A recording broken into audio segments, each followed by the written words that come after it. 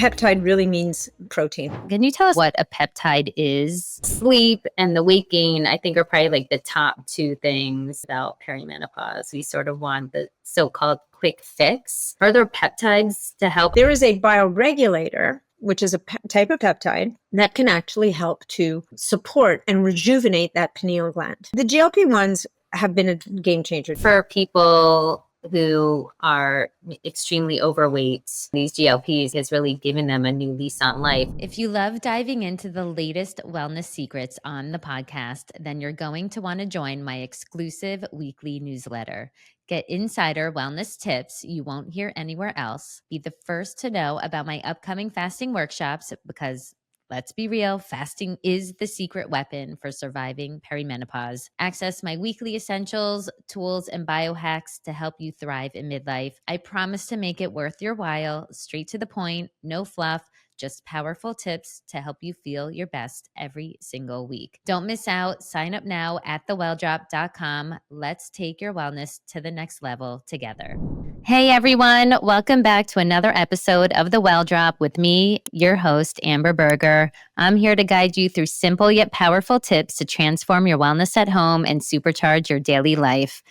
Today, we're exploring some fascinating topics that are at the forefront of personal health optimization. We're talking about peptides, and nothing is off limits, including the often controversial peptide Ozempic, especially tailored for women's health. To help us unpack these topics, we're joined by Nathalie Niddam, a certified holistic nutritionist and longevity educator with a wealth of knowledge on functional medicine and innovative health treatments.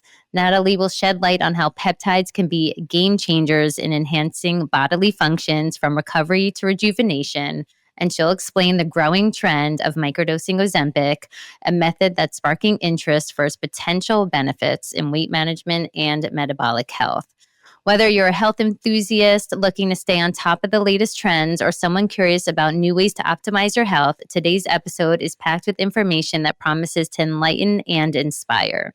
So grab your headphones, settle in, and let's get ready to transform how we think about health in regards to peptides with the help of our guest, Nathalie Niddam. Nathalie, thank you so much for joining me. Thank you for that introduction, Amber. It didn't even make me squirm much. So good. I seriously hate hearing introductions about myself. So you're very welcome. It's hard to hear about yourself, but I've been anxiously, me and the listeners and our followers, to talk about peptides. I think we hear the term so much out there, and especially, at least for speaking for myself, so much is always like referred to when guys are taking it. And I think the female body is so different. So I'm always very conservative when it comes to something that's new. And there is a lot of data out there and studies, but I don't know sometimes if they're related to a woman's body or not. But just to start off kind of like with the basics, can you tell us like what a peptide is and how that could be significant in regards to women's health? A great question. It's a good place to start. So the word peptide really means protein. It means a small protein, right? So proteins rule our body. We are made up of protein. Our hormones are proteins. Our enzymes are proteins. Nothing happens without proteins. And all protein really means is that it's a chain of amino acids, right? So amino acids are the building blocks of protein. When we eat food, our bodies are after those amino acids so that it can use them, assemble them, do whatever it needs to do with them so that it can do the work for us that needs to be done. So peptides, by definition, typically are designated as 50 amino acids or fewer in length. Right? So they're pretty small. The peptides and people have probably heard about collagen peptides. You might be drinking your collagen peptides every morning. They're still strings of amino acids, but it's a different idea. The peptides we are going to talk about today and the peptides at hand are signaling molecules in the body, and they are essentially fragments of larger proteins that are naturally occurring in your body. So, one of the reasons why they're so exciting is because this is not a foreign entity, It's not like a drug. It's not, it's not something that's going to be foreign to the system that the body may or may not recognize, that's going to kind of barrel its way in and settle into a receptor and not be clearable. If anything, it's going to find its receptor that is pre-existing in the body and initiate a cellular cascade of benefits. Right. So that, kind of in a nutshell is what peptides are. Hey everyone, taking a quick second to interrupt and share something I've been using for months for my hair health, and the results are coming in. Dr. Bauman Pep Grow Hair Serum. If you're like me and want stronger, fuller, and healthier hair, this is a game changer. These specifically formulated drops work in harmony with your body's natural rhythms, one for the morning, one for the evening, to deliver around-the-clock care for your hair follicle cycle. Here's why I love it. Stronger hair. I've noticed less breakage and shedding, which means my hair feels thicker and more resilient. Scalp health. These drops are packed with powerful peptides and growth factors that nourish your scalp and create the perfect environment for healthy hair. Custom care. With the AM/PM formulas, your hair gets exactly what it needs at the right time of day. This is not just another product. It's science-backed and created by my personal doctor, Alan Bauman, one of the top names in hair restoration. Click on the link in the show notes, give it a try, report back, especially for us women in midlife. This is a must-have in your toolkit. Now, let's get back to the show. I think that's a really easy way to think about it and helpful. I like the concept because it is a molecule that your body recognizes, so then it'll respond in a more positive manner versus it being something they don't recognize. So then your body might create some inflammatory response or think of it as an invader and kind of go on and attack it. Now, when it comes to, I guess, women's health, are there specific peptides that you have seen in your experience, better than others in terms of like different results? Like, can you give us maybe like your top 3 peptides that you find that you've had the most success with? Yeah. So, one thing I wanted to say is even fragments of proteins that are naturally occurring in the body can sometimes annoy the immune system. It is not unheard of, certainly with certain specific peptides, that people might, especially people with histamine issues, might have a negative response to them. Yeah. So I'm very sensitive. Yeah. And so the ones that I see that are the most often problematic might be the growth hormone secretagogues, which I'll define what those are. Or there's another peptide called thymosin beta 4, yes, I've heard, which is a thymus peptide. And thymosin beta 4 is really interesting because it's 43 amino acids. So it's fairly large by the scale of peptides. And I think it has like 7 different docking sites. And one of those, which are essentially fragments of peptides. So think of it as having like 7 arms, right? It's got 7 protrusions that can dock with a receptor to initiate that cellular response. One of those fragments actually can destabilize mast cells. Oh. Now, it's interesting. You would be sitting there going, well, why would I have such a thing in my body? And that's because there are times physiologically that we need mast cells to be destabilized, like when we're healing or whatever the case may be. But we don't want to necessarily introduce this. So for example, if I use thymosin beta 4, I get a big giant welt at the site, and it's not a good idea for me to do that because we both know that, the one system in your body you don't want to irritate is your immune system. Yeah. Ever. We need to be on the same side together, arm in arm, shoulder to shoulder, doing the thing together. So I wanted to say that because one of the big myths out there around peptides is that, peptides, they're so safe. They're natural to the body. They're fine. You're going to be fine. And the reason why people say that is because unlike drugs that will come in and to do their work, they might block a pathway or they might over-amplify a pathway. And very often they force their way into that. And what that does is it can get rid of the feedback loops that are naturally built into the body for safety. So they can sometimes shut those down or overcome them. And that's where sometimes we see side effects or we see problems or, there's toxic issues or whatever the case may be. With the peptides, typically you don't see that because all those systems are still online. Right. So I mentioned the growth hormone secretagogues a minute ago. And that's, there's a really big word in there, secretagogue. That only really just means that it stimulates the body to secrete something, in this case, growth hormone. So we know that as we age, both as we age, or if we're very stressed, or we're not sleeping, or under any number of circumstances, our production of growth hormone goes down. Mm-hmm. And certainly as we age, it naturally goes down anyway. And there's good reason for that, right? There's people out there that would say, there's a reason why someone in their 80s doesn't have as much growth hormone as a person in their 20s. Part of that reason may be because by the time we're 80, from an evolutionary perspective, the body recognizes there's a lot more damaged cells in the body. And so we don't want as much anabolic stuff floating around, encouraging those cells to grow. So having said that, if you don't have growth hormone, it's very hard to recover. It's very hard to heal. It's harder to build muscle. It's harder to do a lot of stuff. So growth hormone in particular it's a Cinderella hormone, or maybe Snow White. Who was it? Not too hot, not too cold. Sleeping Beauty. Whoever it was. I'm not up on my, I forget. But it's a sweet spot hormone, right? We want enough that our bodies can be resilient, but we don't want so much that it's going to push us the wrong way. And we've all heard of Olympic athletes, for example, that did growth hormone therapy, where they develop the protruding foreheads, they get all these crazy physiological problems, enlarged hearts. You can die from these things, right? So it's an interesting point that you bring up. When it comes to any of these things that you're adding to your regimen, I always believe in really testing. Is there a way, so say if you're interested in this growth hormone one, to test your growth hormone to know where you're at, to then if you added the peptide and then you test it again to understand that you're at the right level? Because sometimes it just feels like this abyss that people are adding. NAD is obviously really big.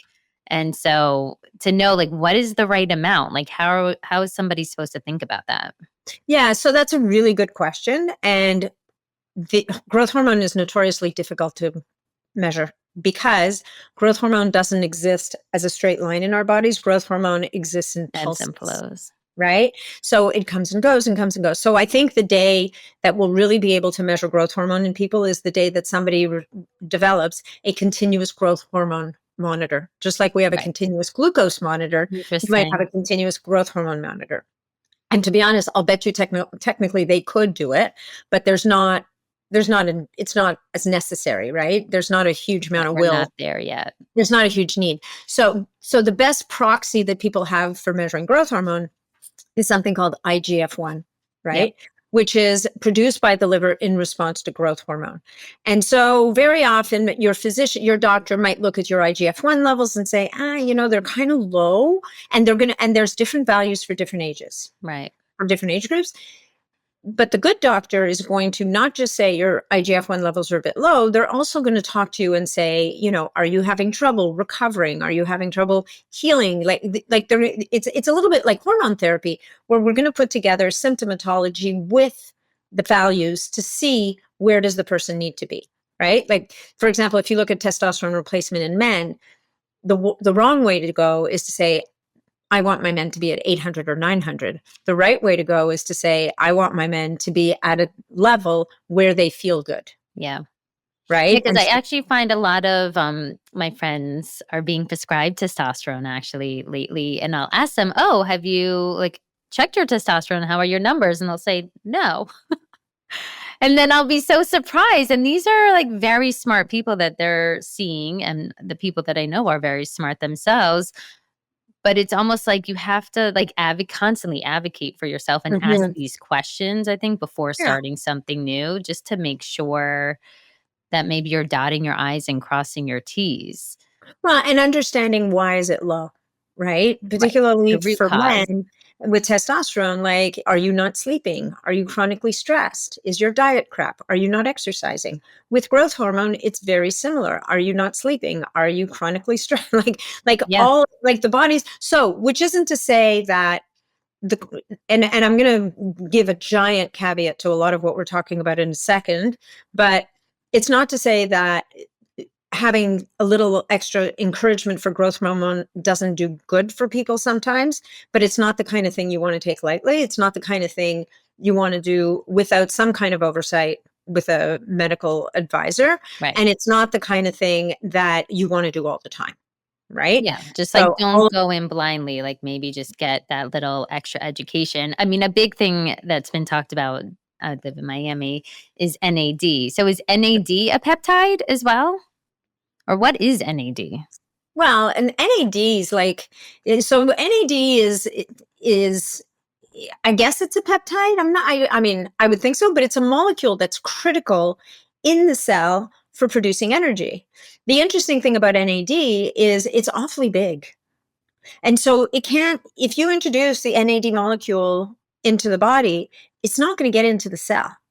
Nobody really gets what NAD is doing when we introduce it. If you take a supplement, it's usually NAD precursors. Right. So what we're doing is we're providing the body with the building blocks of making NAD, relying on the cell to kind of take those up.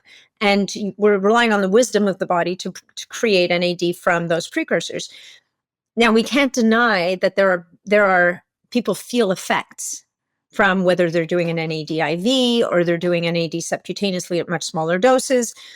But there's not a huge amount of clarity on how those effects are happening, right? So I interviewed someone recently on my own podcast about this, and he said, the best that we can guess right now is it's somehow acting as a signaling molecule, because you're not supposed to have NAD in your blood. Your NAD is supposed to be in your cell. Right. So, so NAD is a little bit of a,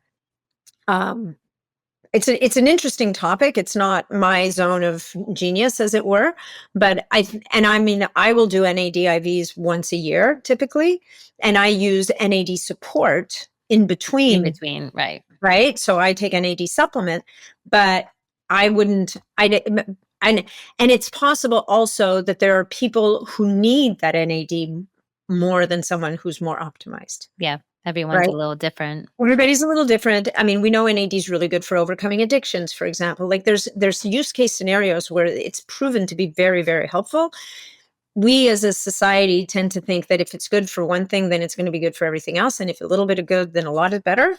Sometimes that's the true. American way. We can't help ourselves. Exactly. Literally. And so I feel like we would do better to be a bit more nuanced. So anyway, to get back to our friends, the peptides we're talking about today. Yeah. The ones so thymosin beta-4 that I mentioned earlier, there's also another thymus peptide called thymosin alpha-1. And thymosin alpha-1 is a really powerful peptide to support the innate immune system. And it's actually an approved drug in 40 countries around the world. Oh. I believe that it just recently it's recently had an improvement in status in the US, whereby certain physicians and compounding pharmacies are allowed to make it again, which leads me to the caveat I was going to talk about a minute ago that I forgot about, that I really think we need to push out there. And that is that the FDA last fall issued new guidelines around peptides, pretty much reclassifying the vast majority of them as class 2 compounds, meaning that they're not sure that they're saying, we don't know if these things are safe. We don't want people using them. They're off limits. We don't want compounding pharmacies making them, the whole 9 yards, which is a bit tragic. It's actually a lot tragic because there are a lot of functional medicine providers that are working with peptides and helping people that cannot be helped by conventional medicine. So I think it's funny, I skimmed it quickly. There are now a few peptides that the FDA is backing down on.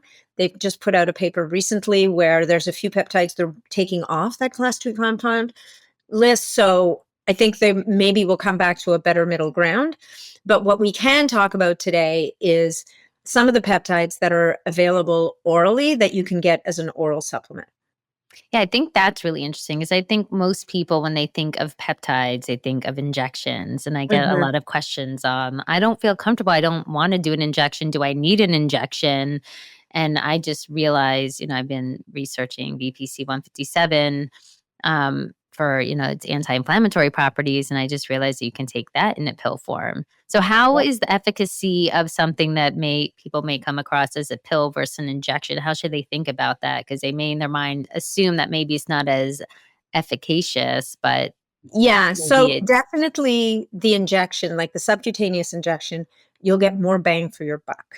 You'll use less and get bigger effect. Typically, it's typically the most efficacious way of administering a peptide. The challenge is that it's a massive barrier to entry. Like, a lot of people don't want to be poking themselves with needles, which is completely understandable. And even though it's not like an intravenous thing or anything, it's a deal. It's very invasive, right? So BPC 157, as much as it has anti-inflammatory benefits, is one of the most pleiotropic peptides around. And pleiotropic is just a fancy word to say it affects many, many, many, many, many different systems in the body. It has beneficial effects for the brain. It has beneficial effects for pretty much every organ in your system. So BPC stands for body protective compound. And it has been said and shown to be organ protective. So it protects the heart, it protects the pancreas, it helps with the kidneys, it helps with the liver. Like, it's just a bit fascinating, but its superpower, the reason why so many people know about it, and actually one of the things that it can do really well when taken orally, is support gut healing. Yeah, I mean, when I read all these things of what it can do, it almost sounds sometimes too good to be true. Is this? But don't forget, it's something that's innate to your body, right? This is Mother Nature at work. Like, that's why it's so cool. And that's why I don't think you could find, I mean, there are many drugs that are now being repurposed from their original purpose to something else. Like, for example, naltrexone, we talked about a minute ago. But with a peptide, it was built for your system. And, Mother Nature is not going to sit there and make one thing for one thing. She's going to she's going to create things that are multi-purpose. Yeah. Right? So BPC 157 is extremely powerful for the gut, and it's also extremely powerful for healing of tissues. Right. So you probably heard about it, and bodybuilders have been using it for decades, because it can it speeds up the healing of tendons, muscles, and ligaments. So it can shorten the time between workouts. Now, as a result, because it stimulates healing so efficiently, it's banned by WADA in sport. Right? Because it can help people to train longer with less. I mean, it doesn't make a lot of sense, really, logically. It's not actually a performance enhancer, but it does allow you to train harder. Right? So, but going back to the gut healing properties, it's got very, very powerful healing properties for the gut, all the way down the digestive tract. Which is pretty fascinating. It is naturally secreted in our gastric juice. So that's why. Okay, so it is natural. So that's why, and they get to buy, most peptides, like TB4, if you took thymosin beta-4, that 43 amino acid, as a pill, it would get broken down and digested by your protein digesting enzymes. So what companies have done is they've isolated. Remember, I talked about those docking arms. So you've got one that's anti-fibrotic, you've got another one that's very anti-inflammatory, you've got another one that's exceptionally good for the heart. They've isolated those and they've put those into capsules. And it turns out that when you have a 3 to 4 amino acid chain, that is, certain 3 to 4 amino acid chains are actually not broken down in the gut. And so then they can be absorbed and move into the circulation. So interesting. I find on this podcast, we speak so much about perimenopause, because I think menopause is definitely already covered. And perimenopause, the early symptoms kind of come on and you don't really know, or most people don't link it that, it might be perimenopause. They just think, my PMS symptoms are getting a little bit stronger. I'm a little bit moody. I'm tired. It's just life. And somehow I think your 40s in general just somehow they're amazing, but also a more stressful time, maybe due to the ages of people's kids, but goes from a transition of a more physical job to a more mental job. I always joke, I didn't know I needed to be a PhD in therapy, to be a mother. And I think that's when people start to open their mind to peptides and kind of come across them, because our natural American way is we sort of want the so-called quick fix. Yeah, we want the magic bullet for sure. People's sleep and the weight gain, I think, are probably the top two things. And correct me if you feel that amongst the people that you work with, that get interrupted at first. Are there peptides to help? I mean, we'll get to the weight gain, about that one a little bit, but more for sleep. Yeah. So, I mean, that's a really good question. Here's the short answer. Peptides would not be my first stop when it comes to sleep, right? There's a lot more that needs to be addressed before you move to peptides for sleep. For starters, particularly as women's hormones are starting to tank and they're starting to, and they don't even, it's not even linear, right? They heave and hoe. Like you go Yeah. up, you go down, like it's this crazy roller coaster, which is part of the reason why perimenopause is so mystifying. It's so poorly diagnosed. So many women end up on anxiolytics, like anti-anxiety Oh meds, yeah. when that's actually not really what they need. It doesn't really help them that much. So maybe we need to look at, maybe this woman needs progesterone. Maybe she needs support in the second half of her cycle. Probably she needs support for her liver. Probably we now need to pay attention to the fact that she's been constipated her whole life and now it's really starting to show up, right? Yeah. Because if that pathway of elimination isn't activated, if it's not working, you've got hormones That you detox. took the time and trouble to process and get rid of, and now they're just sitting in the colon and they're getting reabsorbed into the system, and your body's going, what the hell? What are you doing here? We just kicked you out, Yeah. right? So we're increasing the burden. So I would say that for perimenopause, before I went to hormones and even for sleep, before I went to peptides, I mean, I would look at hormones. I would look at, how is the liver doing? Are we drinking a lot of alcohol that maybe we need to reconsider our approach on, because that's overburdening a liver Sadly. that's already doing more work? Are we supporting sleep habits? Yeah. Are we treating ourselves like we did our babies if we had babies, which was when we have our babies, we have a sleep ritual. Yeah. Every night we take our baby for a walk, maybe we then give them a bath, we put them in their pajamas, we don't expose them to crazy cartoons and God forbid the news. We create an environment where they feel safe, where they feel quiet, where their little nervous systems are going to start regulating. If they're really tiny, we might swaddle them, like whatever the case may be, so that we allow them to get to that place where they eventually drift off to sleep. Now, some of us are luckier than others. Some babies don't want any of this. But Yeah. as adults, we need to create a ritual for ourselves at bedtime that might be an hour or 2 hours before bedtime that allows our body to downregulate and move into that place, right? I'm loving that you're saying that, because I literally had this conversation with a client yesterday Yeah. about sleep, and we were talking about peptides. Actually, I don't know if I'm even saying this peptide's correct. Sermorelin. I don't know. Yeah, it's a growth hormone secret. It's a type of sort of growth hormone secret. So she was saying, I was, told to do this. I don't want to take these injections. Like, what is it? So, and I was like, okay, your issue is sleep. And so we were talking about the bedroom and setup. Where do you charge your phone?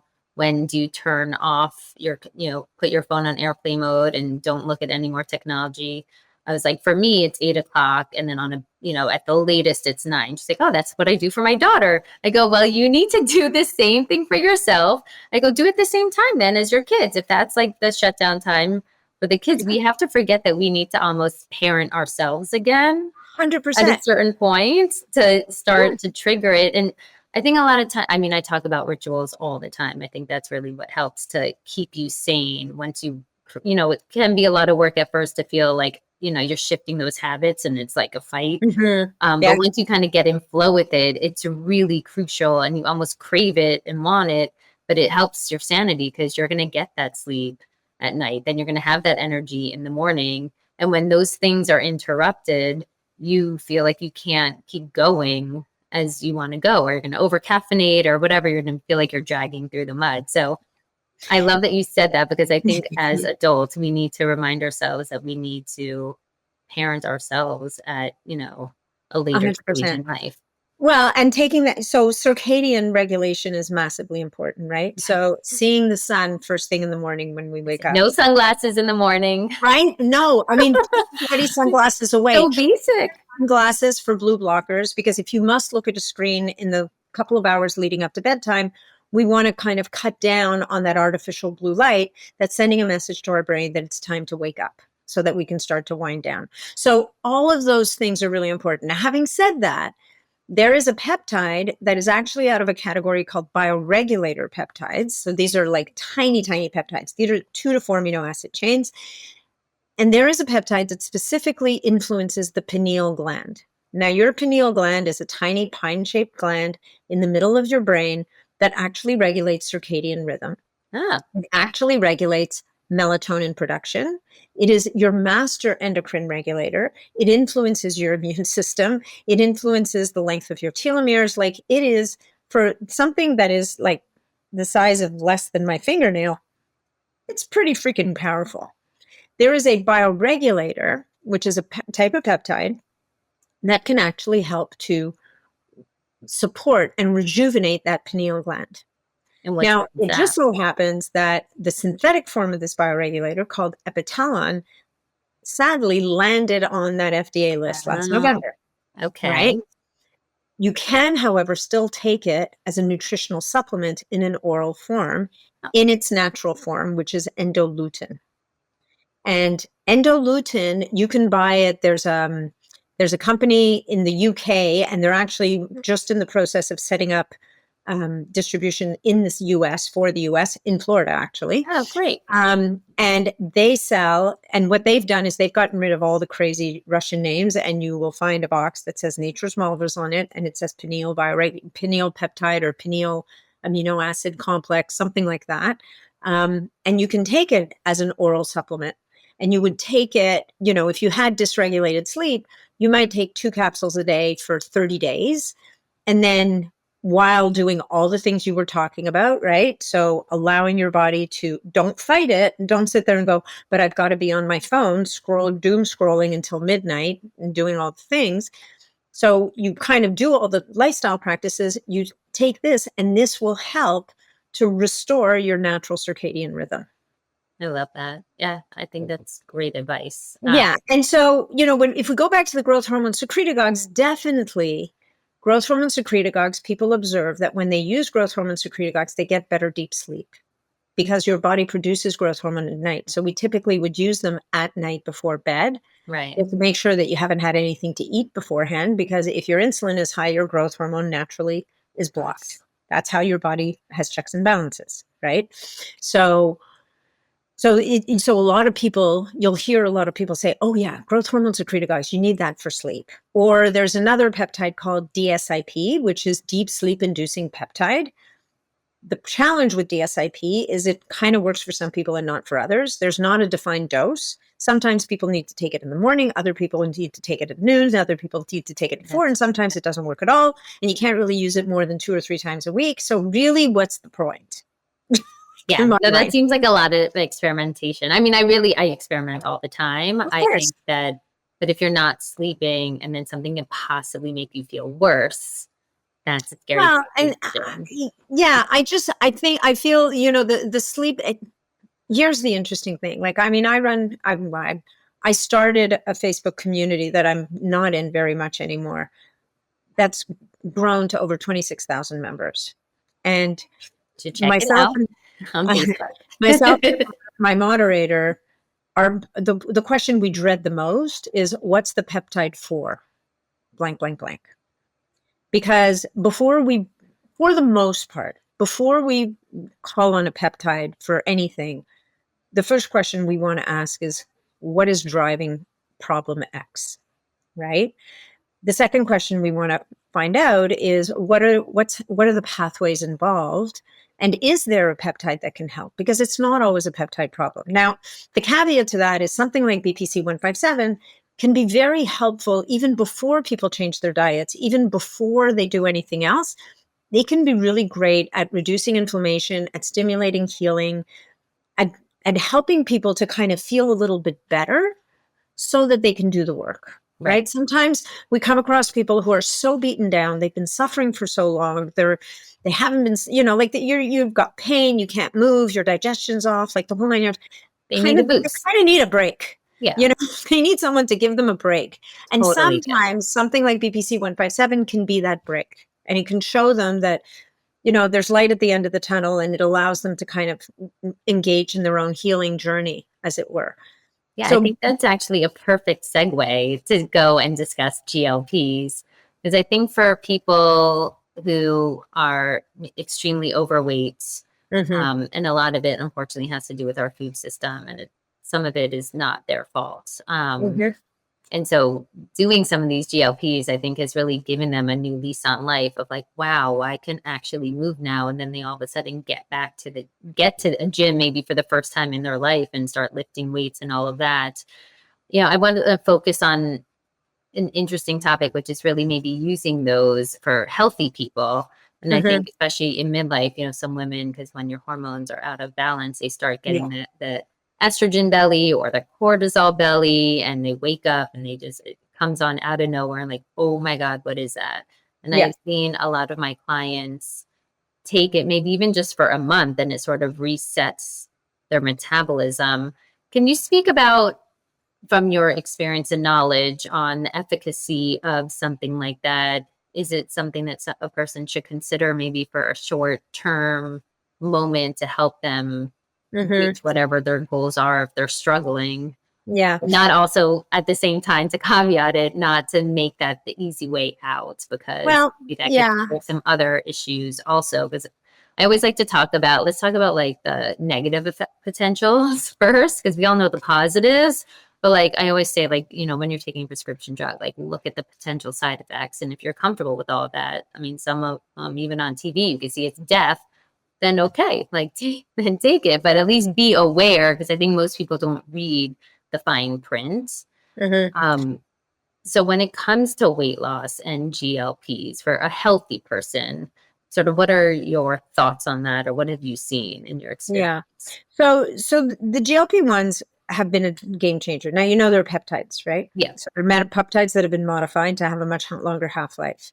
And so we have two prime players here right now. We have Ozempic and we have Mounjaro. Ozempic is a peptide called semaglutide, and Mounjaro is a dual agonist. So it affects two different pathways, and it's called tirzepatide. And so I think the reason why people are so excited about them is because of how they work. So we talked about how BPC 157 affects so many different things. Well, the GLP-1s are very similar in that sense, in that they work through many different mechanisms and pathways. The big one is that they can affect the food center, the reward center in the brain. So they can basically make you a whole lot less interested in food. And this is part of the reason why they're also being studied to help people deal with addictions. It actually translates over to that. So interesting. And not just food addiction, but like alcohol addiction or smoking addiction, that kind of thing. Craving center. 100%. So a lot of people, when they're using a GLP-1 agonist, will say that food noise is down, right? So they're not always thinking about food. They're not always thinking about what am I going to eat tomorrow, or what am I going to eat in an hour, or what am I going to eat for lunch when they're eating dinner the night before, or whatever the case may be. So that's number one. The second thing, which is both good and bad because it can be problematic, is that they slow gastric emptying. So that means that, your stomach is going to sit there and you're going to be putting food into it, and it's going to take a lot longer for that food to come out. And the net result of that is that you're going to get fuller faster. Now, here's the thing. Number one, in certain people that are more susceptible, this can cause heartburn. It can also cause heartburn because if you're not making your digestive enzymes properly and the food's just sitting there and fermenting, it's going to bubble and it's going to come back up, right? And then number three is some people have this fascinating ability to overcome the fact that they're not hungry and just keep eating. They break through. And it's a thing, right? Wow. So you have to be willing, when you're using your GLP-1 agonist, to say that when I stop feeling hungry, I'm going to stop eating. And that is a process that a lot of us have lost touch with. A lot of us have gotten into the habit of just eating until we can't eat anymore. Yeah. So there's a rule, and you've been to India, so you probably know this. It's out of Ayurveda, actually. We never eat till we're full. We don't eat to a 10. We stop at 8. Maybe we even stop at 7. And we pause. And because sometimes by the time you've waited 20 minutes, your brain has caught up with what's going on in your gut, and you realize that, oh, actually I'm full. So the slowing of gastric emptying, the feeling full faster, is all something it's a mechanism of action. One of the things I recommend people do very often is to take digestive enzymes to at least help that food to get broken down so that it's not just sitting there for too much time. The downside also of the slowed gastric motility is that for people who are prone to constipation, and this is definitely more of an issue with semaglutide than with tirzepatide, is it can actually exacerbate constipation. Ooh. And that's a big one, right? So you have to be very vigilant about that, because if taking semaglutide or Ozempic means that you now have a bowel movement once a week, you have a problem. It needs to be addressed. Right. Also, I mean, if you're not going to the bathroom every day, you're not eliminating, and so your body is not detoxifying, and so Yeah. that buildup is All the going things. right back into your body, Yeah. and then it's kind of like the Yeah. domino effect. So while you Yeah. may have taken one thing, but it's doing something else, and is creating a different problem. And I think some people have had that. I mean, we've heard of other pancreatitis and things that can Yeah. happen. We'll You get to never that. know Yeah. where the beginning is. It's like getting to the root cause, and maybe it could have happened because your body wasn't, releasing. And so it was going back in. And everyone's different. That's also the hardest thing. I think everyone can respond differently. The way you respond versus me versus someone else, we can do the same exact regimen and have 3 different responses. So it's hard to really know what it's going to be. Then how did actually the microdosing of it come about? That Okay, but seems wait, newer wait, to wait, wait, me. wait. We have a lot. We have a couple more We could steps step back. We before, could step back. we need to step back for a second, because so we talked about affecting the reward center in the brain. We talked about slowing gastric emptying. We talked about slower gastric motility. The other thing that the other mechanism by which it works is that improves insulin sensitivity, Right, which is brilliant. which is really great, right? And that is probably one of the most important methods, mechanisms that is most exciting to people, right? Because if you don't have sugar circulating around in the system, it doesn't get turned into triglycerides, and you have less inflammation, like the whole 9 yards. Yeah. It has anti-inflammatory effects. Also, that improved insulin sensitivity, and this is really important, also is very noticeable at skeletal muscle. And one of the things that people will have heard of is that you will lose muscle if you're using one of these GLP-1 agonists, right? And that will happen if you don't prioritize protein and if you don't exercise. So if you take a GLP-1 agonist, and a lot of people will notice, oh my God, I don't need to exercise. I can kind of eat donuts. I don't need to eat as many because I'm not as hungry, but I can eat donuts. I can sit on the couch. I can watch TV, and I will lose weight. They're like, oh, win, win, win. My life is complete. The bad news is that your body is going to get rid of that muscle. And the problem with that, quite apart from the fact that you need muscle to age well, is that your muscle is your most important organ, metabolic organ. That's where all Insulin. that glucose goes, right? So we need to preserve muscle. And to do that, we need to be eating enough protein. We need those digestive enzymes to make sure that we're breaking down the protein into amino acids so we can absorb them. And we need to exercise to convince the body we need this. Right. We need to burn off that other crap I don't need, that adipose tissue. That's the shit we don't want, right? The body, from an evolutionary perspective, sees the adipose tissue as insurance. It's insurance against famine. Yeah. So I think that's amazing for somebody who needs that boost and that boost of confidence and that lifestyle shift. I mean, I have a lot of friends who tell me their numbers completely changed. It's sort of like this opening for them. And it's such a beautiful thing, even though there's been so much drama behind it. I think that it has done a lot of good.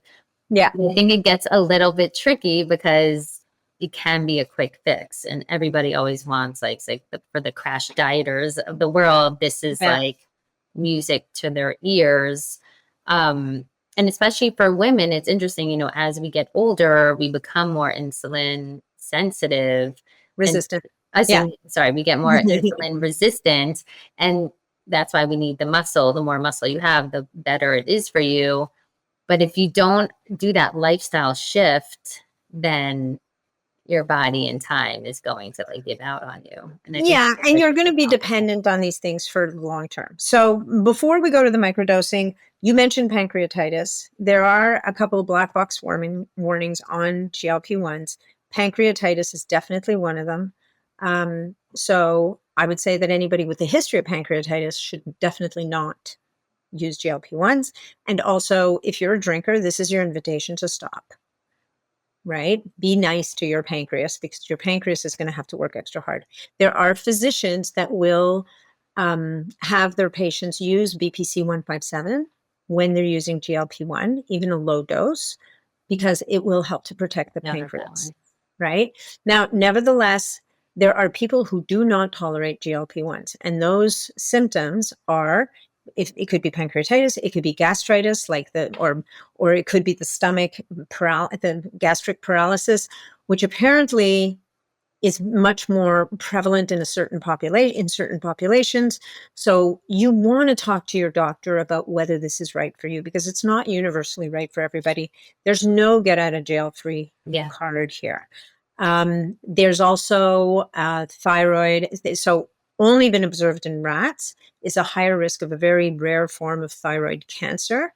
So out of an abundance of caution, anybody with a history of thyroid cancer is advised not to use GLP-1s. And I've recently spoken to a couple of physicians who believe that we may see thyroid cancer show up in humans down the road, particularly in people who use very high doses for a very extended period of time. So I'm going to back up now and say that what's most important about these is not to think of them as a quick fix. Yeah. It's to use the lowest dose possible that gives you any benefit. So I've had people call me and say, you know what, Nat, I only lost 4 pounds last month. This isn't working for me. I'm like, actually, I think it's working great.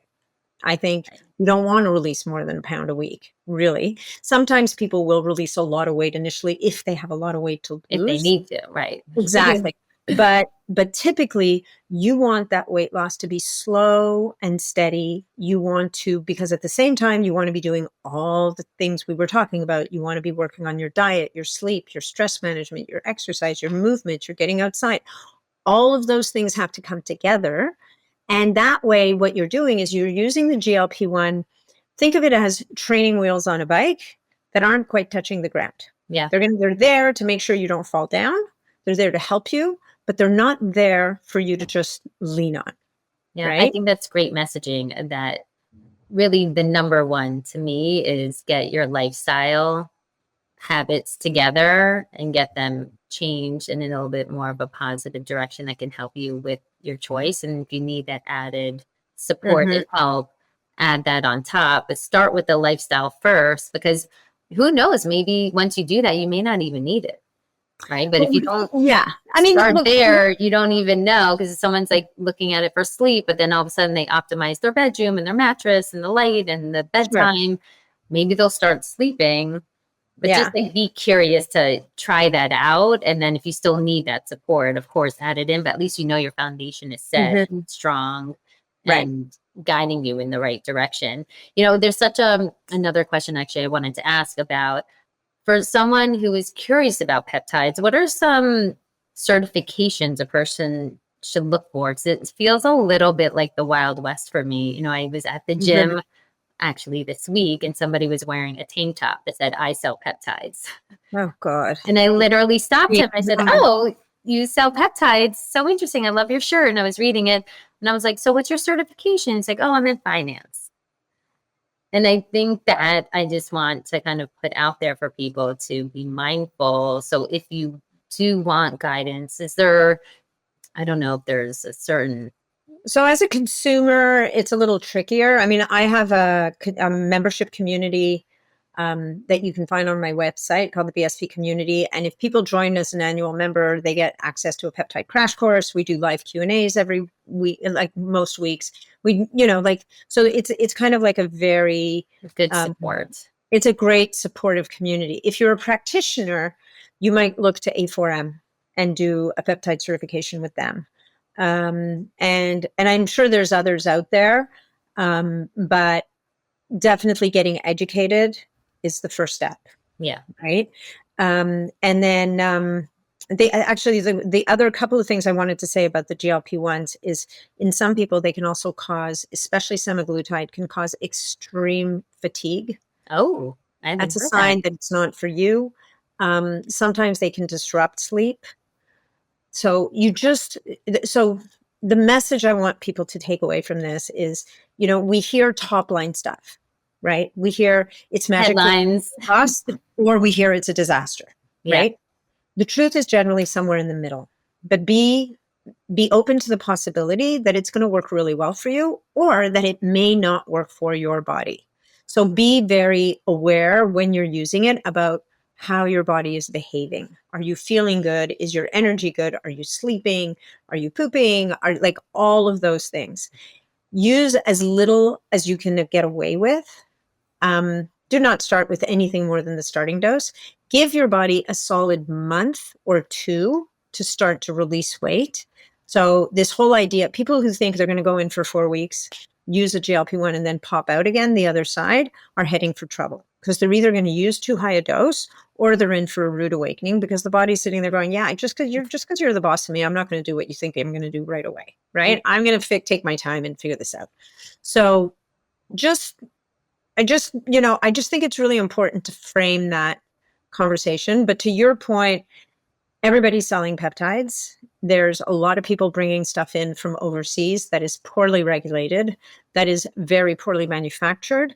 Please remember that you're introducing something into your body that is so incredibly powerful that you are introducing, like in the case of BPC 157, 250 micrograms. So that's a quarter of a milligram into subcutaneous fat.